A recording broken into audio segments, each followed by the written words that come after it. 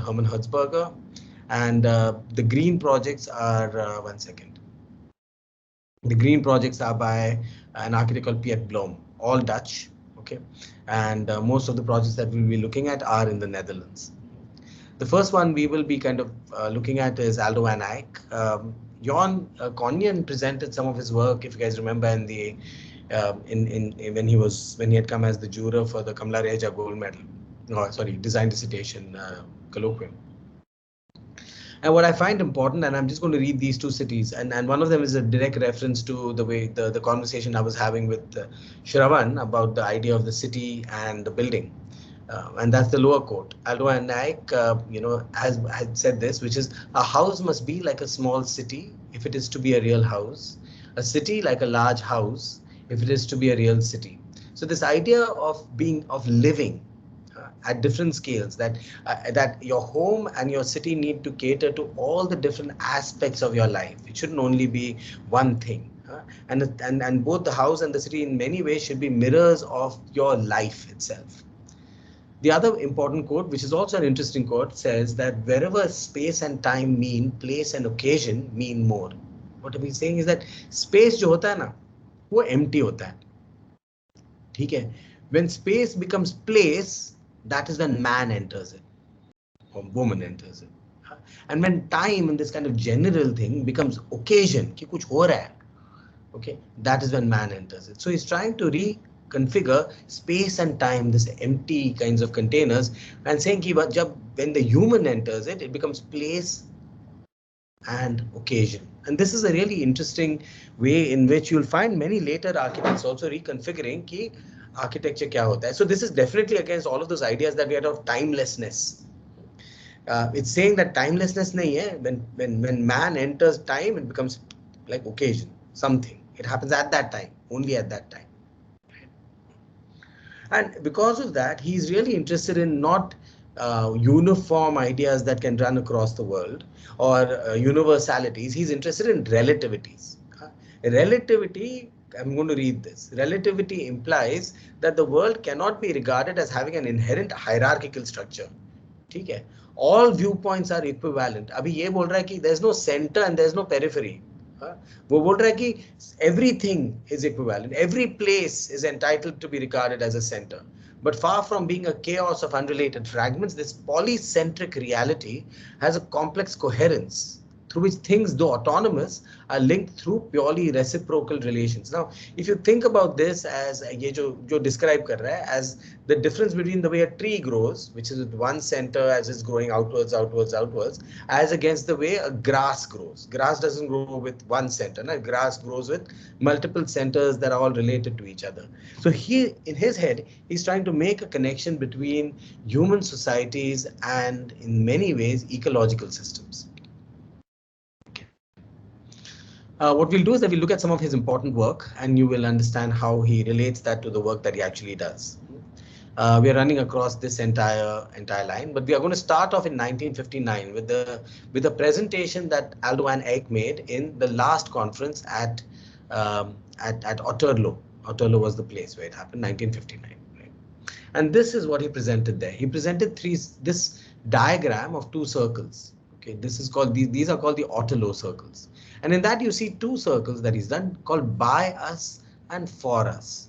Okay, let's look at what he puts in by us. He puts in the circle three kinds of architectures. One is the classical temple, like a Greek temple, that in many ways represents permanence. Okay. The second thing that he puts in here is modern architecture, which is this is actually a drawing of a style building. And you're seeing that and for him, as against the permanence of the classical tradition, it represents perpetual change and transformation. And then he puts a third image here, which is actually an image of a village in Mexico, Pueblo village. And he says that represents the vernacular, the archaic, things that we can learn from. And then he makes the circle around it that says by us. And in this bias, he says that these are the things that we do, that we make as architects. And what he puts in for us is this dance, like a celebration of life. And it's not a circular dance, it's a spiraling dance, for race, man and all men, or something, for whatever, for something, I can't read that, for each man and all men. So he's saying that this is what we need to do. We are building architecture, but we need to do it for all of us to celebrate our lives. And he says that all three of these are important: permanence, change, and collective behavior. Well, it's a very simple diagram, but it was a very controversial diagram because it went against everything that the modernists were saying we needed to be doing at that time. First of all, the calling back of the vernacular and the classical as important sources to think about architecture was itself considered to be, highly, how should I put it, irreverent to the great modern tradition. The most interesting, or perhaps the most one of his earliest projects was actually just a series of playgrounds, many such playgrounds that he did in the city of Amsterdam. He built 700 playgrounds, and for the municipality of Amsterdam, right? And only I think 6 to 7 of these, or maybe a little bit more, might be left now. This is one of the playgrounds that he designed. And one of the things that he was really saying is that the playground, first of all, look at the way that it is. It's not separated from the city. It's very much part of the city. It's really just a plaza. There's no boundary there. And what he does within the boundary is that he just places these strange geometric objects. In fact, he makes almost a catalog of these geometric objects that are, easy to assemble, easy to produce. And then what he does is that he makes it a sort of pick and choose sort of thing. You can pick this, pick that, and the simple geometric shapes are then placed into in a location. The idea was that children should not be sort of forced to play in a certain way, like you would on a swing. You get on a swing and this is what you do. Get on a seesaw, that is what you do. The idea was for them to create objects that can in many ways provoke the imagination of kids, who can then use them in ways that they then can invent. So then they impose fantasy landscape, they impose narratives, they impose stories, and through the imposition of those stories, they are not only exercising their bodies, but they are also exercising their imaginations. I'm going to show you a few images of some of these playgrounds. And you will recognize the objects in here because you do see many of these objects that really pervaded so many of the playgrounds around the world, including that in India. This is the same playground again. You see the bars, etc., that he's placing there. This is a before and an after. Very, very tight abandoned spaces were taken over by Ake, and he just created these very simple lands, hard paved with a sand pit, often a playground, which is kind of these objects that were then placed in them to become playthings for the student, for the children. And the choice to use geometries that were not necessary, that did not necessarily refer to anything else except themselves, was done on purpose so that the kids can then use their imaginations to give them life.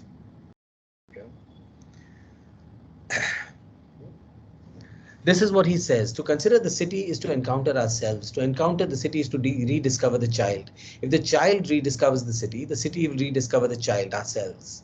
Looks, no. So there is definitely a way in which he's thinking about the children and playfulness and, friendliness in a way, and the imagination really as an important way in which we need to kind of start thinking about our cities. The imagination, stories, something that the modernists were not necessarily very kicked about. For them, the city was about work, life, like whatever, those categories and movement and separation of things and things like that, right? While Aldo van Eyck really is interested in this word, joy. He designed some schools, and we'll look at one of them. Lots of work for children, actually. This is a city that he had proposed, which consisted of actually an important thing, which is it is in 1954. If you look at the plan, it consists of a hierarchy of things. So the central is a large green, and then when you go from the corners, you have smaller greens that are there, that around which things are clustered, homes are clustered. In many ways, this is a reworking of the traditional village plan, where there's a main Maidan, and from the Maidan, then you go inside and there are many smaller sorts of clusters that are there. This evocation of the vernacular as a way, like a village, as it were, as the model through which you can kind of start thinking about modern cities is an important contribution by Aldo van Eyck. And we'll see many such architects evoke a similar imagination later on, including, for me, Charles Correa. He designed one school in that site, and if you see the school, there is a similar sort of clustering approach. Again, it doesn't have a center. It is made up of many sort of tinier moments that are all become these ways for these children, I guess, to cluster together. So if you look at the space, this is the main space that's here. That's a circulation space that would have been a corridor, which has been expanded to become like just like literally a place for hanging out, around which these kinds of classrooms cluster. The center is actually kind of made out of the toilet block, and that is accessible almost by everybody. There's a large courtyard at the back, and again, you see some of the geometries that he's using to start thinking about playful sorts of possibilities that can exist within that landscape. Another plan of the building itself. In terms of the architectural language as well, there is an ordinary modernist imagination, if you want to call it that. The RCC expresses itself as RCC, the brick expresses itself as brick. In many ways, you could make it, you could really talk about the influence of his friends at that time, Peter and Alison Smithson as well, and the way that they were also thinking about material that expresses itself as simply for what it is. More images of the building itself. These were doors that were made into really large windows so that the kids could kind of easily get out of the classrooms as well. Perhaps his most famous project, and the one that we give as a reference all the time, is this one, which is an orphanage in Amsterdam. I visited there only once. This building has been completely abandoned almost, which is sad. But such things happen, right? So, but let's just look at the plan a little bit. You see this long bar here.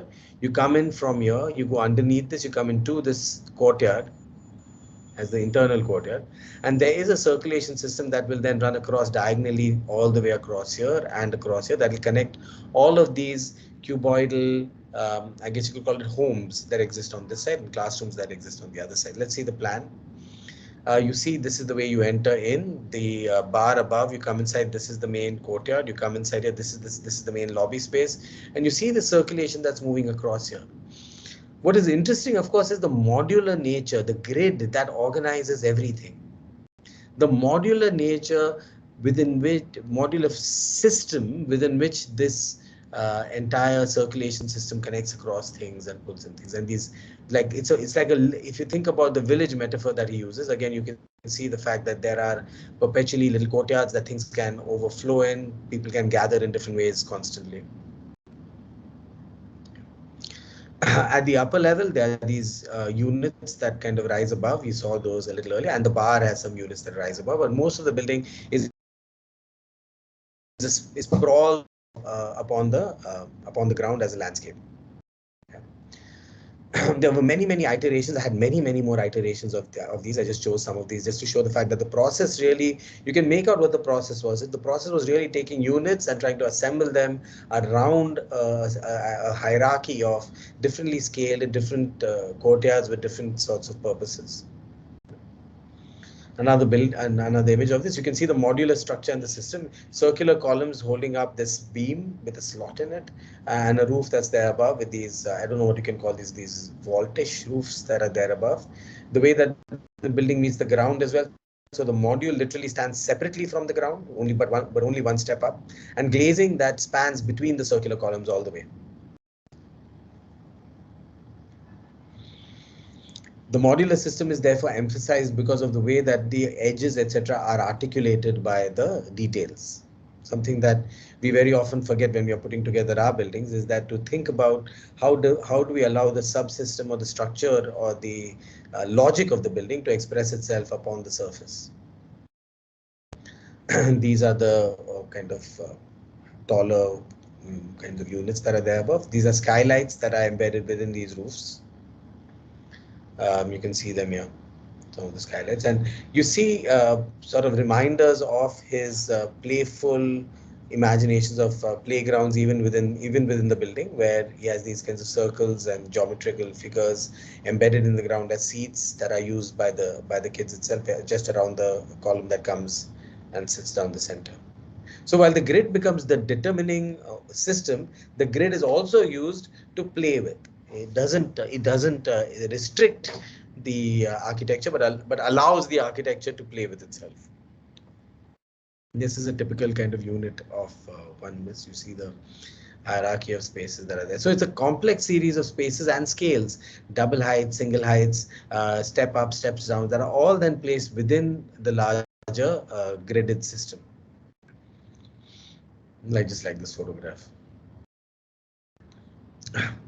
Another project by him, this time it's a church. I'm not going to talk about it in great detail, but I'll just show it to you as images because it's just good to know Aldo van Eyck's work. This is a church that he's built in, again in the Netherlands, in The Hague.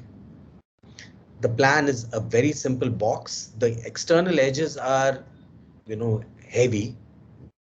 There are hardly any windows. There you come inside on two sides. All these circles that you're seeing are actually skylights that are cut into the roof that bring light from the top right into the center. You'll see them in some of the images that I'll show you. This is the section. You see the skylights that are there. In some places it's taller and brings in different light. Like I said, from the outside, nothing much. It's just a box. With two doors literally punched into the edge. You come inside and the scale of the building is this. Lights hanging from the ceiling that are playing with the skylights that are coming in from above. Interesting kind of plays of scale in the ground. Also look at the ground is not flat. The ground is also made up of these levels that are constantly allowing the play between the two surfaces that are active. The vertical surfaces aren't as active as the two horizontal planes, the roof plane with its lights and the ground plane with its levels. This is the section. Axonometric.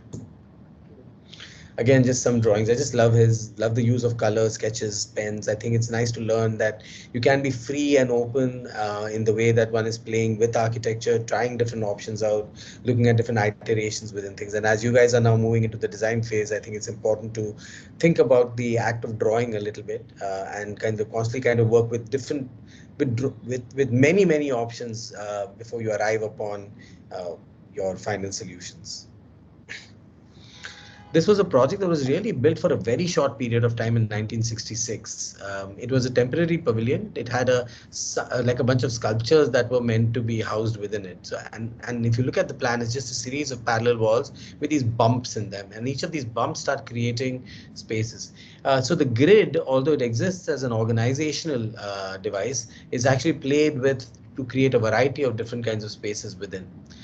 This building was demolished after the exhibition. It was meant to be temporary, but recently has been reconstructed. This is when it was built earlier, including this Giacometti, I think, sculpture that's here. And this is the way that it is right now. You have a roof that is hanging above it, where the walls and the roof are on different systems. The parallel walls and the spaces that they're making, you see them more clearly in this image. The skylight, of course, allowing for light to come in and light the sculptures within. Okay. The next architect we'll be looking at is Herman Herzberger, again, Dutch architect. There's another project of his that we show all the time as a reference project. I'll come to that project a little later on. But what we'll be doing, and that project is actually called the Central Bahrain offices. If you remember, what's his name? Aldo van Eyck's work, we started in the 1940s and we continued all the way across here. So obviously Herzberger belongs to a later generation. In fact, the last project we'll be seeing, which is his Apollo schools, are actually outside this particular timeline in 1980-83. I think his firm is still around, if I'm not wrong. It is. Rohan, it is. The firm is still around. Huh? He doesn't go to the firm very often, but 2 years back when we were building the models of some of his buildings, students wrote to his firm and they in fact sent a lot of material over. So Really? yeah, we have put that in the library. A lot of his sort of older publications are no longer in print, right? So they were able to send some of those scanned copies and things like that. So very much interested in the research and education and things like that. Yeah. So this is his first big famous building. It's student housing that he's built in Amsterdam. You can see again, for me at least in my head, you can see the influence of the Streets in the Sky, Peter and Alison Smithson's work of the 1950s in such a building. You see the brutalist influences. Look at the way that the building is sitting with its three kind of with its two boxes, each of them expressing their own identities, each of them lifted slightly off each other, so each of them kind of expresses, their own senses of who they are. The materiality also many ways expressing itself.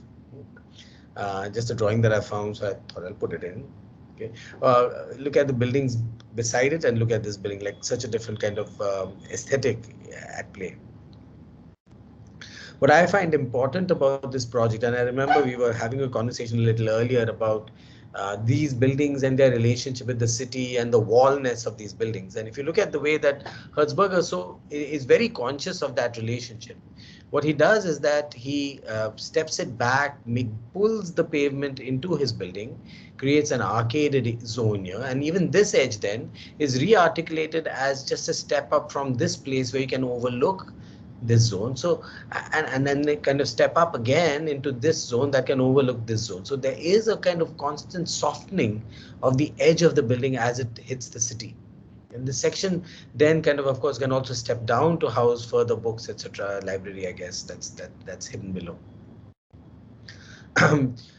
It's a very straightforward building, actually a simple singly loaded corridor. This corridor overlooks the main street, and within each of the units you have some sharing rooms, etc. After all, it is housing for students. What is interesting is the way that the toilets are shared and exist as a separate core that runs along the center of the building. This is the Streets in the Sky that you remember from Robin Hood Gardens. There's pretty much streets in the sky here, where the access corridor. Look at the way that the column is actually removed from the edge, so you get this entire thing can cast a shadow. Let's see the image. Yeah, you see this entire thing here.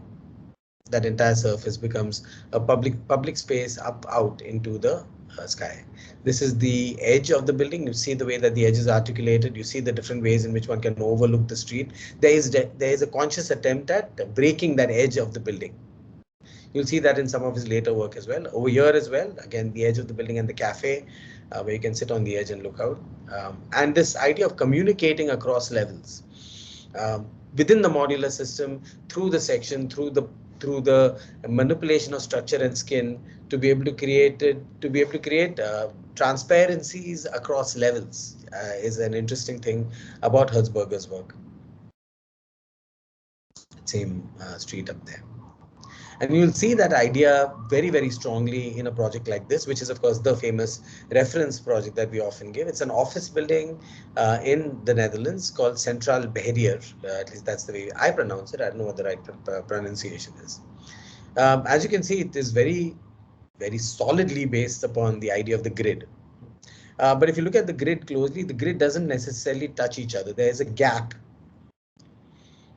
that runs through the center, forming, I guess you could call it a circulation system that then connects the main modules of the grid. You can see it more clearly in the plans or in the axonometric. You see the gaps in the middle. But let's look at the plan above, just more cellular. So you remember we were talking about when we were talking about what's his name? Yeah, Aldo and I can talking about the biological metaphors that are at the play that are at the core of very often the ways that they imagine architecture. You see here, there's the cellular imagination. Like every cell is interdependent and autonomous, and they form a sort of pattern. And it's within these patterns that he's trying to evolve an architectural project. This is the plan. These blue things work as circulation systems that are connecting these squares across that entire grid, and you can configure them in any way. It's also imagined as a building that can continually grow, so the blue can continually move out and you can constantly add more squares to the project. So it's like an organism grows, the building is enabled so that it can continue growing. We'll see a little bit of that in the metabolists as well. This is the plan. Now, if you look at the plan closely, you'll realize that there's a central zone which seems more stable. This cruciform 1, 2, which has the primary circulation systems, vertical, horizontal, and lobby spaces, etc., unusual spaces that are there here. And then on the 4 sides, or now the 3 sides mainly, you have this cellular system that continues across, where the structural system, where there's a structural grid that exists and just a large open space. It is imagined that within this large structural space, there are these X, which are cutouts. These are 3-dimensional cutouts in the section. You'll see it later. And the corners of each of these cuboids is removed. So if you look at this cube, the square, the structure is not on the edge or the corner. The structure is off center. What that does is that it opens out the corner for each of these cuboids to start interacting with each other. Also, if you look closely, you'll realize that within this, he's allowing the furniture to be put in any way that anybody would want to. So there is flexibility that is enabled by this entire system. So while the hatched portion is seen as largely permanent, what you're seeing in white are things that are constantly changing and reconfiguring themselves based on the user's needs and requirements. And these are diagrams through which those ideas are being explained. This is the section. You see the section in what you're seeing is these vertical pieces are the circulation systems that run across, and we look at, and these corners we'll take a look at in some of the later images. A cutout section where once you cut it out, you see every unit that exists and the gaps in between that work as circulation system, little balcony spaces, and you can literally kind of move and look across those cross-shaped cutouts at the other guys in the family. So the interaction जो बोलते हैं ना interaction के लिए ये interaction बहुत होता है because each of these corners overlooks the corner on the other side. So there's a perpetual sort of community that can be built around this main circulation, the corner offices that are there. Another image, 2 images of it. It's like for me it reminds me of going of something like a traditional town, where you're walking by and you're like, "Hi, kaisa hai tu? हाँ, tu bhi kaisa hai?" Is that sort of imagination that is leading to the architecture of an office building. A casual informality is then created within the building itself. And the corridor, you see the various levels and the towers, those things, and the area above is of course skylit. The last project we'll be looking at of Herzberger, like I said, is in the 1980s, has similar imaginations of a sectional interaction between different within a system, a sectional interaction across different planes. This is for a school actually. This is the school itself, and I think it's the Willems Park School, Apollo School, or something like that is what it's called. Outside, there's a courtyard, and you have 2 boxes on both sides that are there. They seem similar, but they are kind of different because you can make out because of the terraces that are there. And the way that both these facades meet these open spaces is through these kinds of staircases that take you up to the upper level or mid-level perhaps. And the plan, in some way, if you look at closely, you can see the structural system that forms a grid, one like 9-bay grid, like a 9-square grid. And the central kind of X is taken up by circulation system, staircases on 2 sides, toilets on 2 sides, 2 lifts, while the center space is left open, and all the classrooms and the usable spaces are just placed at the 4 corners. It's not that simple though, because in section, he sometimes keeps things at mid levels, at half levels, perpetually. So within the larger structural system, there is a lot of playful kinds of movements that are happening, like this cute little diagonal stair that takes you up to a mid-level here, for example. And as you go up, some of the classrooms disappear, so you get terraces that can be used by the whole. This is the section, and in the section you can really see the mid-levels happening, 1, 2, then from year to year and from year to year. The central space is covered with a skylight. Just some of the details, the many complex ways in which the materials come together to keep kind of playing with that. This is the interior space. You can see the fact that there's the internal space becomes a mini Audi of sorts. You come up here, there's a half level up, you go to one level. You see the corners being the floating corners as interactive spaces. Imagine this with a column here at the corner, and automatically the relationship of this space to this space becomes a little more difficult. More midway, halfway spaces overlooking things. The section really becomes a place for lots of these interactions to happen, lots of spaces for kids to just hang out and speak to each other. I put this project here merely to highlight the difference between, let's say, the Alvar Aalto opera house that we saw in Finland and Herman Herzberger's opera house at Utrecht, again in the Netherlands. If you look at it from here, you see the fact that the external edge, unlike Aalto's edge, which is this kind of beautiful white wall, undulating white wall that was there in the big opera house, or the big auditorium, was allowed to express itself largely. Or if you even think about the Hans Scharoun Philharmonic that we saw in Berlin, where the building becomes literally a monument, golden monument in Berlin. This seems to be very like a little different because it is made up of a cascading series of surfaces that might actually have many different programs, many different activities within. While the opera house continues to be this large box that's there within the main concert hall, that's placed. So what happens on the edge is that he breaks this edge up into many different moments, many different ways in which the building meets the street. Go back to the student housing and you'll realize that that is the case here as well. The street from the outside is allowed to kind of filter inside the building, through the building, into the building. See these people here? They're walking within the building, but that's a public street. It's not an internal street. You see that better in this sectional perspective. So the city as an organism, if you go back to Aldo and X quote, seems to be one of the things that Herzberger is also interested in, sectionally at least, even in this project.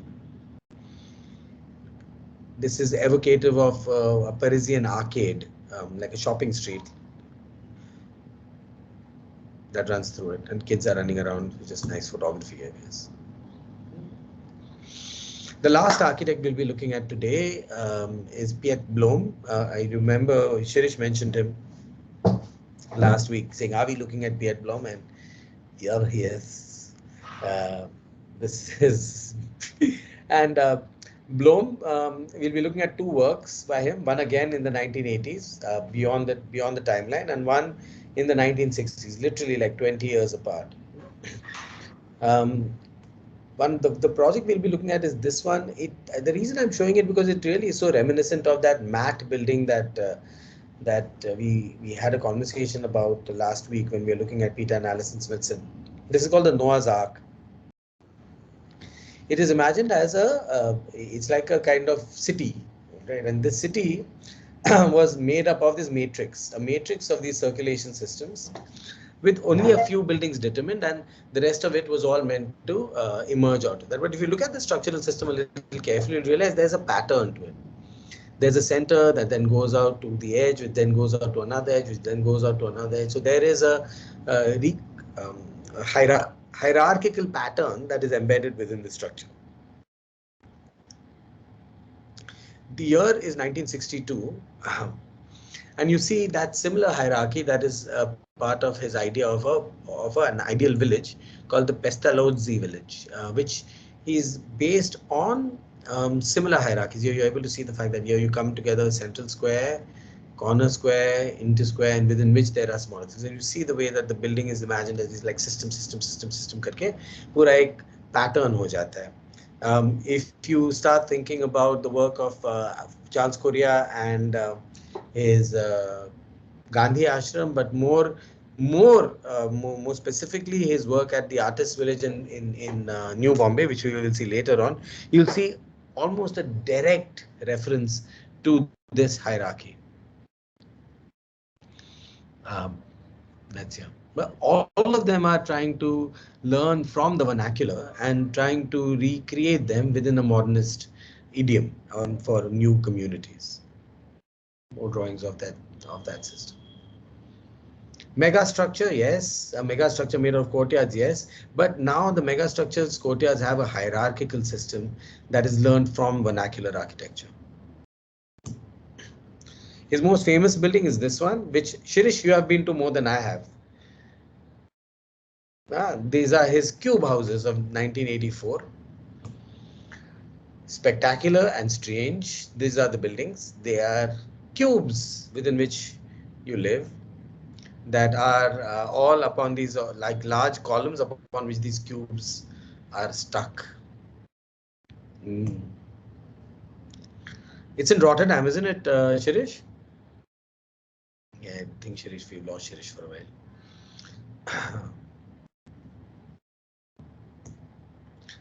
You have similar sorts of ideas of the ground plane being one level. You come up, there's a midway plane that connects across, that works as a street in the sky. From that street in the sky, you then rise up into the units themselves as places of living. This is the street in the sky at the first level. You see the lower level, you come up here, and these cubes are hanging above your head. This is the roof plan. This is the most visible and famous part of the project that sits on the bay itself. But these are also part of the same project that you can see as two courtyards around which these buildings are laid.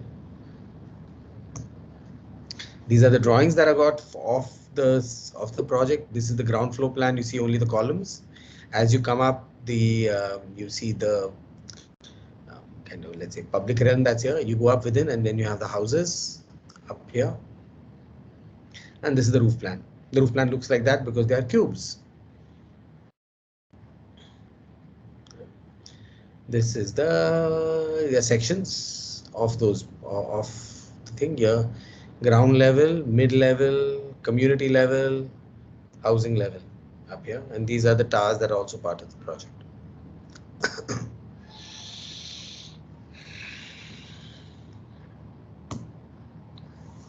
It photographs in very interesting ways, these little geometries and stuff. It's very funny and very playful.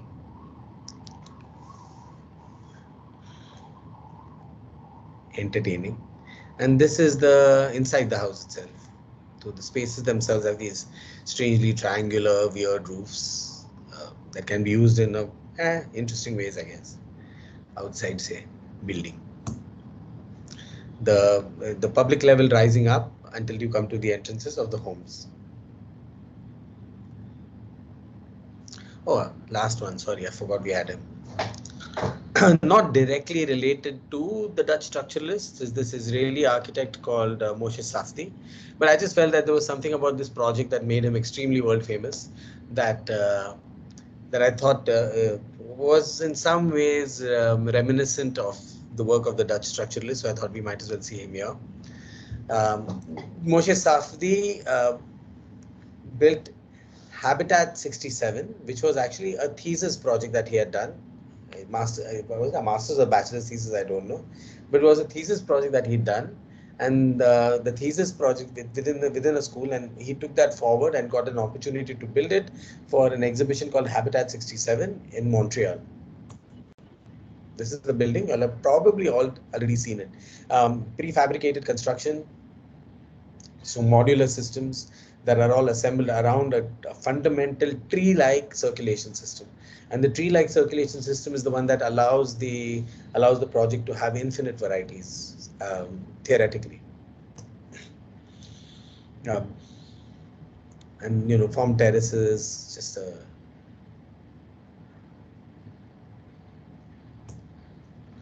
the modular system being built. So you take these units and you pile them one over the other. This obsession with, if you go back to Peter and Alison Smithson's House of the Future, this idea of taking a unit and a unit being self-sufficient that can then be assembled together to create cities, you'll see that later on, even when we are looking at Archigram, the building being put together. This should have or could have led to a far more, could have been much, I don't know why this didn't become as popular a mode of making architecture somehow. I know that we've done a lot of modular construction in this country, but that has never been as entertaining as Habitat 67. Each of these units, I guess you could kind of keep playing with what was being mass produced. So you could put windows in different places, doors in different places, built in some of the furniture within the unit itself. This is the section. The tree of movement is at the back here. So this is the core of the building with the bridges that run across. So this is the back end of the building, and what you're seeing out here are all the units that are then plugged into one another and cascading down to the water, because the water is on the left. These are construction drawings about how these things were put together. For someone more interested in that, it's a very interesting project to take a look at. This is the back, the behind all those units. That's the public realm, as it were, that connects everything to each other. Seems a little desolate to me, but maybe that's just me. Well, this is quite spectacular. So this is what we saw today. Next week is number 6. So let me just see what we have planned for number 6. Number 6 is participation. So we'll be answering some of Shyam's questions concerning the role of the architect and her relationship with the user next week. Well, that's it for me for now. Any other questions? Shirish, you want to add anything? Yeah, I'm just thinking. So next week when these guys come, the 4 of them will have some questions structured around what we have seen over here. Yeah. Yes. And they should in fact stimulate the conversation also. Yeah. Meaning, if you want, bring something to show, have some kind of a object that you want to talk about. Like you can really structure the first half an hour. Let's structure it like that, like how we did today. You know, and the others can also add to the conversation. You can, by the way, it's not just the 4 of you. You can ask your classmates also to send questions over to you. Yeah. I just realized, Rohan, even Moshe Sabdi's office we had contacted that time because see, you're trying to build models of buildings, but you don't have good information. Actually, you can't find it in the. I've not been able to find good information around Habitat at all. I've never seen the drawings. So they have said it's there in the library now. See, they sent over some drawings as well.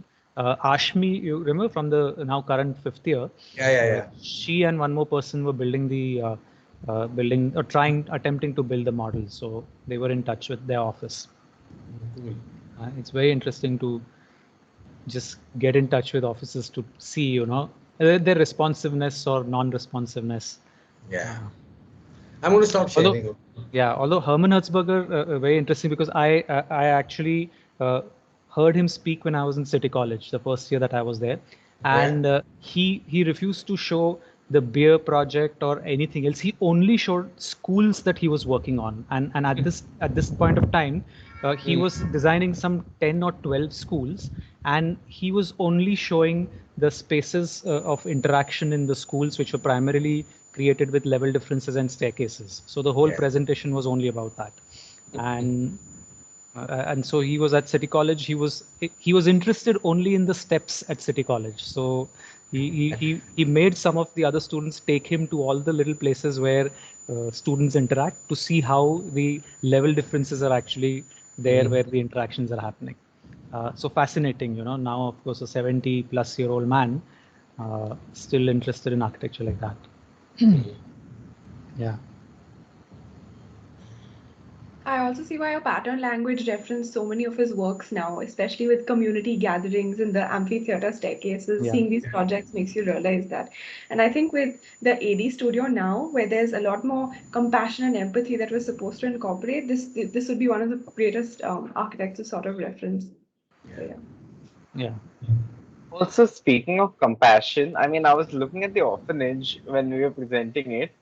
It seemed very like sterile for an orphanage. It wasn't like a very homely kind of space. It was like, it seemed like something like there was a vision, but it overtook the program. Maybe. I love that building when I went there, I must say. Shirish, have you been to the building? I've been because I stayed at Yon's house, remember? Oh, So, yeah, Yon took me there as well. Yeah, it's right next to his house. But what was interesting when I went is, so he had warned me that it's abandoned. Okay. And he said, you just enter inside, and if somebody spots you, then you hide. Or if you get caught, you just say that, you don't know where you are, or something like that. But interestingly, when I was there, there are 2 or 3 spas that have started operating in that building. Yeah, so there were. So I ended up going to the back of one of them, and it was like a spa, like whatever, like a massage parlor, hair salon, spa kind of a thing happening. So inside this orphanage, which we were shown as this great building, and yeah, so it's strange. But you're right, Shravan. It's like really nondescript now, very much, because you don't even know that it exists right around the corner. It doesn't have that scale prominence. Okay, it's worn out, it's old, but yeah. And most of the photographs that we see are all black and white of that building, of when it was in use. They're all like these black and white images. So color is it's devoid of color in that sense. It's a little bit more lively in actual than the images, though. The scales of space are nice, really very nice. Very nice sense of scale. I find that, I mean, the Korea's work I find has a nice sense of scale, and IX work and Frank Lloyd Wright's work. The sense of the sense of scale within them is just exquisitely beautiful, awesome. Yeah. Chal, anyway, we'll have more of a conversation around this next time. Okay. Okay. So we. Okay. And Ron, who started the meeting today? Me, I think. Okay, so just go to the icon where you see everyone's names, like human beings, participants. Next to it are 3 dots, and download the attendance list. Yeah, because I can't do that. Yeah, and send it to me. Send it to you.